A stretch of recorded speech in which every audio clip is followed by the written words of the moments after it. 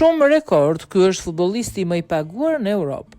Shumat e parave në futbollin botror janë rritur shumë prej disa vitesh.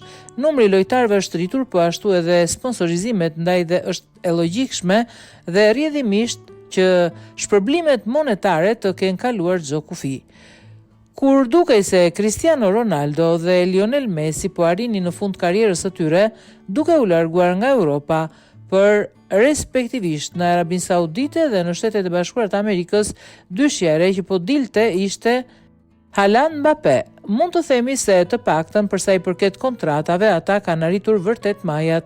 Francezi është në vendin e parë në gjithë Europën pasi paguhet 2.670.000 euro në muaj, një rekord real, një shumë reale rekord, ndërsa Mbappé nuk e nisi mirë sezonin tek Real Madridi që nga fillimi i vitit 2025.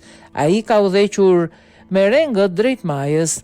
Më pas vjen roboti Manchester City-t Erling Haaland, i cili me kontratën e re që ka nënshkruar deri në vitin 2034 do të marrë 2.570.000 euro në muaj, jo shumë larg me 2.500.000 euro në muaj gjejmë Vinicius Junior, ndërsa në klubin e mbyllur me futbollistët që paguen mbi 2 milion në muaj janë edhe Jamal Musiala, Harry Kane, Kevin De Bruyne dhe Robert Lewandowski.